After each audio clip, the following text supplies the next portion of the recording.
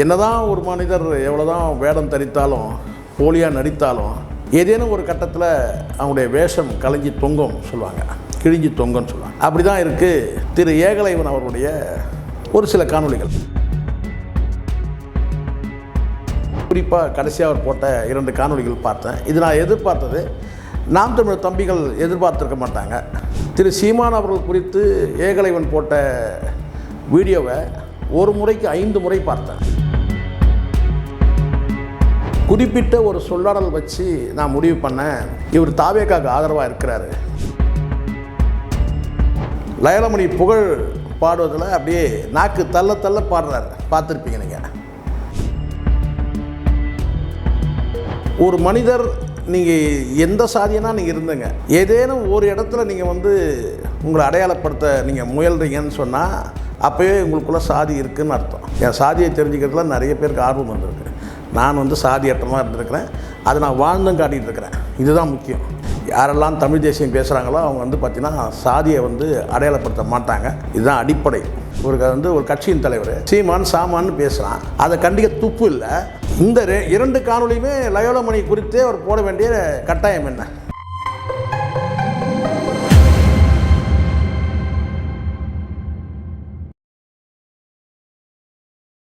வேங்கவேல் நேயர்களுக்கு என் அன்பான வணக்கம். இந்த சேனலை யாரெல்லாம் சப்ஸ்கிரைப் பண்ணலையோ அவங்களாம் சப்ஸ்கிரைப் பண்ணுங்கள். பக்கத்தில் இருக்க பெல் பட்டனை ப்ரெஸ் பண்ணுங்கள். அப்போ தான் நான் போடக்கூடிய வீடியோ உங்கள் பார்வைக்கு வரும். தமிழில் சில வார்த்தைகள் உண்டு.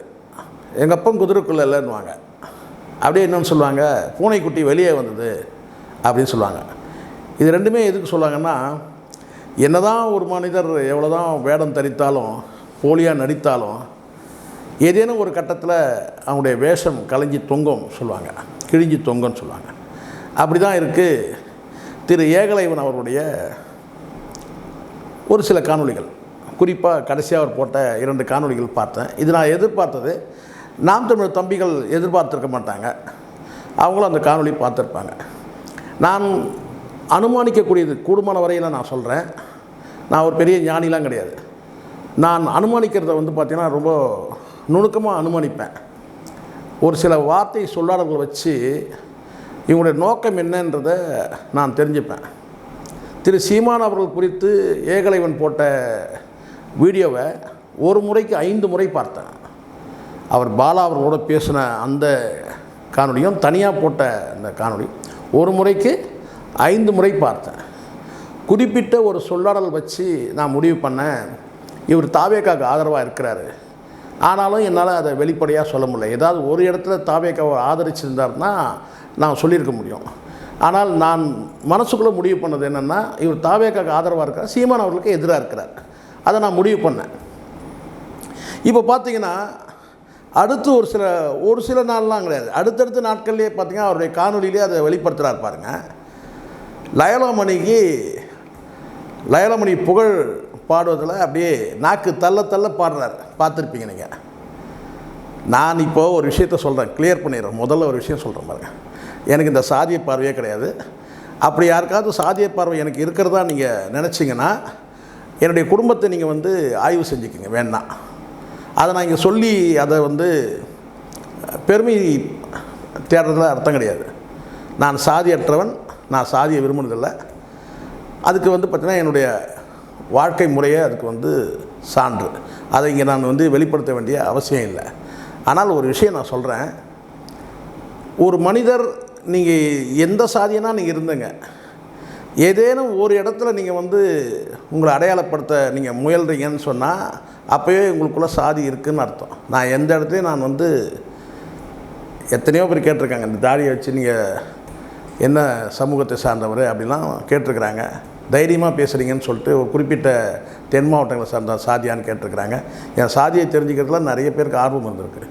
நான் சாதியற்றமாக இருந்திருக்கிறேன், அதை நான் வாழ்ந்தும் காட்டிகிட்டு இருக்கிறேன். இதுதான் முக்கியம். வெறும் வாயில் மட்டும் சொல்லலை, அது என்னோடய வாழ்க்கை முறையில் நான் வாழ்ந்து காட்டிகிட்டு இருக்கிறேன். இது ஒரு பக்கம் இருக்கட்டும், இது என்னுடைய பெருமை புராணம் கிடையாது.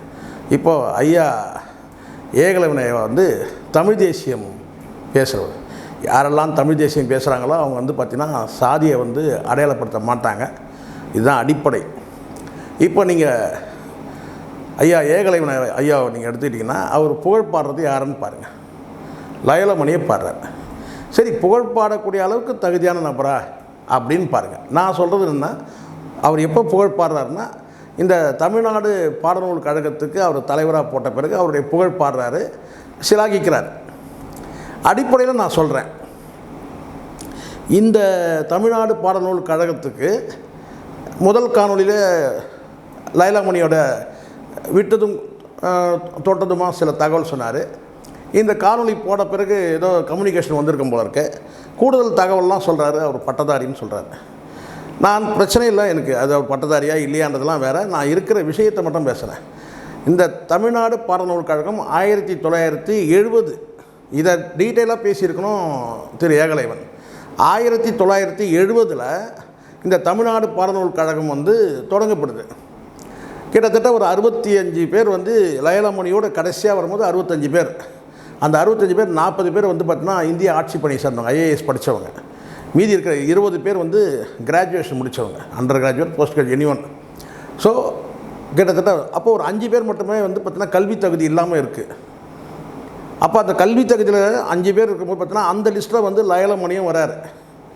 உள்ளபடியே வந்து பார்த்திங்கன்னா அவர் கிராஜுவேட்டாக இருந்தாக்கா கண்டிப்பாக வந்து பார்த்திங்கன்னா அந்த டீட்டெயில் வந்து ஏற்றும் போது ரெக்கார்டில் ஏற்றிடுவாங்க. எந்த இடத்திலும் லைலாமணி தன்னை வந்து லயலோன்ற பேர் இருக்க தவிர எந்த இடத்துல தன்னை வந்து ஒரு பட்டதாரின்னு அவர் வந்து சொன்னதும் கிடையாது, எங்கே பதிவிட்டதும் கிடையாது. ஏன் இப்போ இந்த நீங்கள் போய் தேடுதல் பண்ணிங்கன்னா இந்த கூகுளில் கூட பார்த்தீங்கன்னா எந்த இடத்துலையும் வந்து பார்த்தீங்கன்னா ஒரு பட்டதாரின்னு கிடையாது. அதை தாண்டி கட்சியும் எந்த இடத்துலையும் பார்த்திங்கன்னா அவருடைய படிப்பை வந்து சுட்டி காட்டுறதும் கிடையாது. அவர் படிச்சிருந்தால் சந்தோஷம், எனக்கு அதை பற்றி இல்லை. ஆனால் எங்கேயும் குறிப்பிடலை. ஆனால் வழியை வந்து இரண்டாவது காணொலியில் வந்து லைலாமணி வந்து முதுநிலை பட்டதாரின்றார். அந்த முதுநிலை எந்த பட்டம் பெற்றார் சொல்லியிருந்தாலும் அது இன்னும் கொஞ்சம் சௌகரியமாக இருந்திருக்கும். ஆனால் எந்த இடத்துலையுமே வந்து இப்போ கூட அரசு குறிப்பில் எந்த இடத்துலையும் லைலாமணியோட படிப்பு இல்லை. சரி, லியோனின்னு ஒருத்தர் இருந்தார், அவராவது படிப்பு இருக்கான்னு பார்த்தீங்கன்னா அவரு தான் இல்லை. வளர்மதி அவங்களோட இருந்திருக்காங்க, அவங்க கல்வி தகுதியும் இல்லை. இன்னும் 20 கல்வி தகுதியும் இல்லை. கிட்டத்தட்ட 5 பேர் வந்து பார்த்தீங்கன்னா கல்வி தகுதி இல்லாதவர்கள் தொடர்ச்சியாக இருந்துகிட்ருக்குறாங்க. அதுக்கு முன்னாடி இருந்தவங்கலாம் வந்து பார்த்தீங்கன்னா ஒன்று வந்து அண்டர் கிராஜுவேட், போஸ்ட் கிராஜுவேட் அல்லது ஐஏஎஸ், இவங்க தான் இருந்திருக்கிறாங்க. மொத்தம் 65 பேர். 65வது நபர் இந்த லைலாமணி. இப்போ பிரச்சனை என்னென்னா, இந்த 2 காணொலியுமே லைலாமணி குறித்தே அவர் போட வேண்டிய கட்டாயம் என்ன? இந்த லைலாமணி ஒரு வாரத்துக்கு முன்னாடி, ஒரு வாரம் கூட இருக்காது, குறைவாக தான் இருக்கும், சீமான் அவர்களை வந்து பார்த்திங்கன்னா அவ்வளோ கொச்சையாக சீமான் சாமான்னு பேசுகிற நபர்.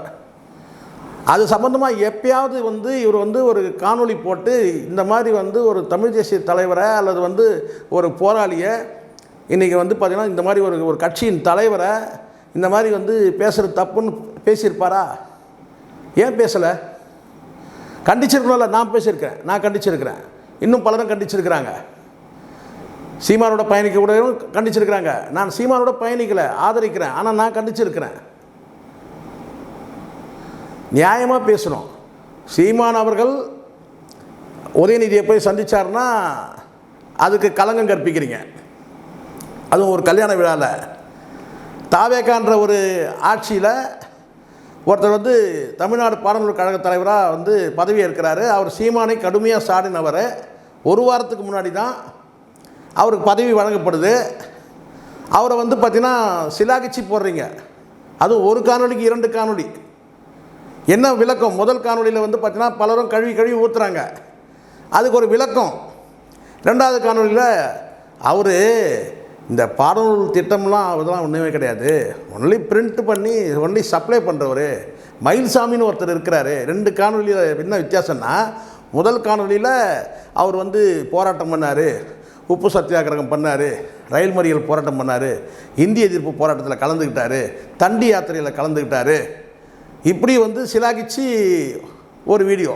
அதில் விட்டக்குறை தொட்டக்குறை வந்து பார்த்திங்கன்னா அடுத்த காணொலியில் வந்து என்னென்னா, நீங்கள் வந்து அவர் இந்த பாடநூல் வந்து பார்த்திங்கன்னா வந்து பாடங்களை சீரமைக்கிறதோ அல்லது பாடத்திட்டங்களை உருவாக்கத்தெல்லாம் தகுதி இருக்கான்னு பல பேர் கேட்குறாங்க இல்லையா? அதுக்கு ஒரு விளக்கம் என்னென்னா, அதெல்லாம் மயில்சாமி பார்த்துப்பார், மயில்சாமி அண்ணாதுரை பார்த்துப்பார். இவர் வந்து பார்த்திங்கன்னா அதெல்லாம் பேக் பண்ணி பண்டல் பண்ணி அனுப்புகிற வேலை மட்டும்தான் இவருக்கு. இவர் அடுத்த காணொலியில் என்னங்க நீங்கள் பேசுகிறீங்க? ஒரு பாடநூல் கழக தலைவராக இருக்கிறாருன்னா எல்லாரையும் வந்து சூப்பர்வைஸ் பண்ணுற அளவுக்கு, அதாவது மேற்பார்வை பண்ணக்கூடிய அளவுக்கு தகுதி இருக்கணும். அது இல்லாமல் வந்து பார்த்திங்கன்னா அடிப்படையில் வந்து அந்த எந்த துறையை நம்ம வந்து கையாளுறோமோ அதுக்கு வந்து பார்த்திங்கன்னா அதுக்கான கல்வி தகுதி வேணும். அது இல்லைன்றது என்னுடைய பார்வை. அதுக்கான தகுதியான நபர் இல்லை. லியோனியே நான் தகுதி இல்லாத நபர் சொல்லுவேன். ஒரு பாடத்தை கற்பிக்கிற அறிவு அவருக்கு இருக்கலாம், ஆனால் அந்த பாடத்திட்டத்தை உருவாக்குற அறிவு அவருக்கு இருக்குமா? அதுவே சந்தேகம். லியோனிக்கு அந்த தகுதி இருந்ததுன்னா ஏன் சார் பெண்களுடைய இடுப்பை பற்றி பேச போகிறாரு? அப்படி வேணால் சொல்லுங்கள். லியோனியை விட கொஞ்சம் பெட்டர்னு வேணால் சொல்லுங்கள். லியோனியை விட இவர் கொஞ்சம் பெட்டருங்க தம்பி, அந்த மாதிரிலாம் பேசலை. என்னென்னா தலைவருடைய முதலமைச்சருடைய குத்துப்பாட்டெலாம் பாடுவார். இந்த பாருங்கள், இந்த பாட்டை நான் போட்டு காட்டுறேன் பாருங்கள். இதுதான் பாருங்கள், அவர் மேடை பேச்சை பாருங்கள், அவர் பாடினதை பாருங்கள். அப்போது இதையெல்லாம் விட்டுட்டு அவருக்கு தகுதி இருக்குதுன்னு சொல்கிறதுக்கான காரணம் என்ன சொல்லுங்கள்? ஏன் வந்து இத்தனை பேர் அமைச்சர்கள் இருக்கும்போது லயோலா மணியை மட்டும் ஏன் தாங்கி பிடிக்கிறீங்க? ஒரு காணொலிக்கு அடுத்து இன்னொரு காணொலி. என்ன உங்களுக்கு தேவை? லயோலா மணிக்கிட்ட என்ன வேலை ஆக வேண்டியது இருக்குது அப்படின்னு கேட்க வேண்டியது இருக்குல்ல? அல்லது லயோலா மணியை தூக்கி பிடிக்கணும் வேறு காரணம் என்ன சொல்லுங்கள்? சமுதாய காரணமா? சாதிக்கு இன்னொரு பேர் சமுதாயம், ரொம்ப நாகரிகமான பேர். அது சாதின்னு சொன்னால் தப்பு, அது அசிங்கம், அவமானம். அதோட சமுதாயம்னு சொல்லிட்டா இதுதான். இப்போ புரியுதுங்களா? சோழியான் குடுமி சும்மா ஆடாதுன்னுவாங்க. சோழியான் குடுமி சும்மா ஆடாது. எங்கள் அப்பா குதிரைக்குள்ளே இல்லைன்னு ஒரு வார்த்தை சொல்லுவாங்க. பூனைக்குட்டி வெளியே வந்ததுன்னு சொல்லுவாங்க. அதுதான் இது. அதனால் எனக்கு வந்து ஏகலைவன் மீது வந்து எனக்கு வந்து எந்த மனமாச்சரியமோ எதிர்ப்போ கசப்போ எதுவுமே கிடையாது. நான் வந்து அவரை பற்றி பேச வேண்டிய அவசியம் கூட கிடையாது. ஆனால் சீமானை முதுகில் குத்துற வேலை நடக்குதுன்னு எனக்கு தெரியும். நீங்கள்லாம் வந்து ஒரு சமுதாய பார்வையில் இருப்பீங்க, சாதிய பார்வையில் இருப்பீங்க, ஆனால் தமிழ் தேசியம் பேசுவீங்க இல்லை? தமிழ் தேசியம் பேசுகிறவங்க வந்து பார்த்திங்கன்னா சாதியை பற்றி பேசலாமா? இதெல்லாம் தப்பான விஷயம். நீங்கள் தாராளமாக நீங்கள் ஒருத்தருக்கு வந்து ஒரு கட்சிக்கு நீங்கள் தாராளமாக போய் சேருங்க, என்ன சர்வ சுதந்திரமாக போங்க. ஆனால் இருக்கிற இடத்த கேவலப்படுத்தாதீங்க. இது வரைக்கும் இருந்த இடத்த, உங்களுக்கெல்லாம் ஒரு அடையாளம் கொடுத்த இடத்த வந்து நீங்கள் அதை அசிங்கப்படுத்தாதீங்க, கலங்கப்படுத்த முயற்சி பண்ணாதீங்க. ஒரே கேள்வி தான் நான் கேட்டு முடிக்கிறேன். இந்த காணொலி பார்க்குற அத்தனை அறிவுள்ள நபர்களுக்கு ஒரே கேள்வி தான் நான் கேட்குறேன். உதயநிதி வந்து சீமானை வந்து கரம் பட்டுனா அது வந்து தப்பு, அது கலங்கப்படுத்துவீங்க. ஆனால் அதே இன்னொரு கட்சியில் வந்து சீமானை அசிங்கப்படுத்தக்கூடிய நபரை வந்து பார்த்தீங்கன்னா நீங்கள் வந்து அவருக்கு வாழ்த்து சொல்லுவீங்க, அவர் பற்றி புகழாரம் பாடுவீங்க. அதுவும் ஒரு காணொலிக்கு இன்னொரு காணொலி போட்டு வந்து முட்டு கொடுப்பீங்க. இது இருக்கக்கூடாது. எனக்கு எந்த எனக்கு என்ன லயலமணிக்கு எனக்கு என்ன சொல்கிறேன்னா, லயலமணி வந்து பார்த்தீங்கன்னா இப்போ தான் உங்களுக்கு லயலமணி கட்சி தொடங்குறதுக்கு முன்னாடியே வந்து பார்த்தீங்கன்னா, கட்சி தொடங்கின காலகட்டத்தில் என் விலாசம் கேட்டு, அதுக்கப்புறம் நான் விலாசம் வந்து என்னை விலாசத்தை சந்திக்க முடியாது, நான் வந்து அண்ணா நகர் பார்க்கில் வந்து நான் வந்து வாக்கிங் போக வருவேன், அங்கே வாங்க மீட் பண்ணலாம் சொன்னேன். அதே மாதிரி மாலை வந்து என்னை சந்தித்து, இப்போ இல்லை நான் சொல்கிறேன் 2024 அப்போயே வந்து என்கிட்ட வந்து பார்த்தீங்கன்னா அண்ணா ஆசீர்வாதம் பண்ணுங்கள், அது பண்ணுங்கள், இது பண்ணுங்கன்னு சொல்லி கேட்டு போனது அதெல்லாம் இருக்குது. அதெல்லாம் நாம் வந்து வெளிப்படுத்தலை. நட்புன்றது அது வேறு. களத்தில் வந்து பார்த்திங்கன்னா வந்து இங்கே சித்தாந்த மோதல் தான். இங்கே ஒரு குறிப்பிட்ட ஒரு தலைமையை வந்து அசிங்கமாக அவமானமாக பேசும்போது நம்ம விட மாட்டோம். களத்தில் நம்ம வந்து பார்த்திங்கன்னா மோதி தான் ஆகணும். நட்பு தனிப்பட்ட முறையில் அண்ணன் தம்பி இதெல்லாம் அப்புறம். நியாயப்பார்வைன்னு ஒன்று வேணும்ல. ஒரு பெரிய தலைவர் 60 வயசு உள்ள ஒரு தலைவர், ஒரு கட்சியின் தலைவர் சீமான் சாமான்னு பேசுகிறான். அதை கண்டிக்க துப்பு இல்லை, எதிர்ப்பு தெரிவிக்க துப்பு இல்லை. இன்றைக்கி அவர் வந்து பார்த்தீங்கன்னா ஒரு பதவி வாங்கின உடனே வந்து முட்டு கொடுக்குறதும் அவர் புகழ் பாடுறதும். அப்போ உங்களுக்கு என்ன தகுதி இருக்குது? கார்ட்டூனிஸ்ட் பாலாக்கு இது தெரியணும். முதல்ல 2 நாளைக்கு முன்னாடி தான் நீங்கள் சீமானை வந்து அப்படி பேசுனீங்க, மானங்கட்ட மாண்பு. நீங்கள் இது என்ன மானங்கட்ட புகழாரம் சொல்லுங்கள்? இது எதுக்கு இப்போ வந்து லயலாமணிக்கு எதுக்கு பூஜா தூக்குறீங்க? சாதி பாசமா? எந்த சாதியாக இருந்தாலும் பேசலாம், தப்பு ஒன்றும் கிடையாது. தப்புனா தப்புன்னு பேசணும். அதுதான் தமிழ் தேசியம். இதெல்லாம் வந்து போலித்தனமாக இந்த மாதிரி நடிச்சுக்கிட்டு முதுகில் குத்தாதீங்க. நான் அதுதான் அன்றைக்கும் சொல்கிறேன். நீங்கள் வந்து கேட்கணுமா எதுவாக இருந்தாலும் நேரில் போய் கேளுங்க. ஊடகத்தில் போட்டு நீங்கள் ரொம்ப நல்ல மாதிரி கட்ட அடுத்த 2 நாளில் பல்ல இழிக்குது இல்லை உங்கள் பேச்சுக்கள் எல்லாமே. உங்களுக்கு என்ன ஏதோ ஒரு மனமாச்சரியம் இருந்தால் கூட நேரில் பேசுங்க. நீங்கள் போயிட்டு இது ஊடகத்தில் பேசுறதுன்னா வீட்டில் வந்து சோறு போடுமான்னு கேட்பீங்க. என்ன ஒரு வீடியோ போட்டு கேட்பீங்களா சோறு போடுங்கம்மா அப்படின்னு சொல்லுங்கள். எல்லாத்தையும் வீடியோலேயே கேட்பீங்களா? ஒரு குடும்பத்துக்குள்ளே நடக்கிற விஷயம் எல்லாத்தையும் வீடியோ போட்டு கேட்பீங்களா? நான் கேட்குறது நியாயமாக கேட்குறேன். எல்லாத்தையும் வீடியோ வாயிலாக கேட்க முடியாதுங்க. எதை நேரில் பேசணுமோ அதை நேரில் பேசணும். எது ஊடகத்தில் பேசணுமோ அதை ஊடகத்தில் பேசணும். நீங்கள் லயலா மணிக்கு நீங்கள் வாழ்த்து சொன்னீங்க. அந்த வாழ்த்து நீங்கள் நேராக அவர் கையில் போய் வாழ்த்து சொல்லல, ஒரு ஃபோட்டோ கூட பிடிச்சி போடலாம், பிரச்சனை இல்லை. ஆனால் 2 வீடியோ போட்டிங்க பாருங்கள், அதில் தெரியுது பூனைக்குட்டி வெளியே வந்ததுன்றது. அதுதான் எந்த ஆச்சரியம் கிடையாது. தாராளமாக நீங்கள் ஆதரிங்க. ஆனால் இருக்கிற இடத்த அசிங்கப்படுத்தாதீங்க. ஏற்கனவே இருந்த வாழ்ந்த இடத்த அசிங்கப்படுத்தாது. போகணும்னு முடிவு பண்ணால் போயிடுங்க. ஆனால் இருந்த இடத்த வந்து கலங்கப்படுத்துறது, இருக்கிற அந்த இடத்துல வந்து குழப்பத்தை ஏற்படுத்துறது, அந்த வேலையை பண்ணாதீங்க. இந்த எந்த தனிநபரும் நம்பி இயக்கங்கள் கிடையாது. எல்லாம் சேர்ந்தால் தான் இயக்கம். தனிநபராக நீங்கள் விலைக்கு போகிறதுல ஒன்றுமே கிடையாது. நீங்கள் போன உடனே உங்கள் பின்னாடி எல்லாம் வந்துட போகிறாங்களா? ஒரு இயக்கன்றது கிடையாது. இயக்கத்துக்கான அதுக்கு இலக்கணமே வேறு. இன்றைக்கி ஆதரிக்கலாம், நாளைக்கு எதிர்க்கலாம். ஆனால் இயக்கம் அப்படியே தான் இருக்கும். அது கொஞ்சம் பலம் குறைஞ்சிருக்கலாம், இல்லை பலவீனமாக இருக்கலாம், மீண்டும் பலம் பெறலாம். அது மாறி மாறி நடந்துக்கிட்டே இருக்கும். எல்லா கட்சியும் அப்படி தான். அது அதிமுக இருக்கட்டும், திமுக இருக்கட்டும், 2 சீட்டு இருந்த பிஜேபி தான் இன்றைக்கி வந்து 16 வருஷம் 15 வருஷம் ஆட்சியில் இருக்குது. 13 வருஷமாக ஆட்சியில் இருக்குது. அடுத்த முறை கூட ஆட்சி வந்து பார்த்திங்கன்னா பிஜேபி தான். அப்படி தான் பேசப்படுது. ஒரு ஆர்டமாக சொல்ல அப்படி தான் இருக்குது. 2 எம்பி தான் இருந்தாங்க தொடக்கத்தில். பாரதிய ஜனசங்கு, அதுக்கப்புறம் பாரதிய ஜனதாவாக மாறிச்சு. அதெல்லாம் தோக்கரம் ஜெயிப்பான். மிருக பலத்தில் இருந்துச்சு. இந்திரா காந்தி இறந்தபோது ராஜீவ்காந்தி மிருக பலத்தில் வந்து உட்கார்றாரு பிரைம் மினிஸ்டராக.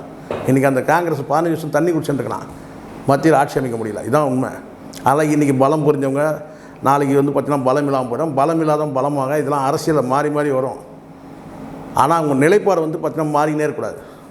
ஒரு கட்சி வெற்றி பெறதை விட தோற்கும்போது தான் பக்கத்தில் வந்து உறுதுணையாக இருக்கணும்.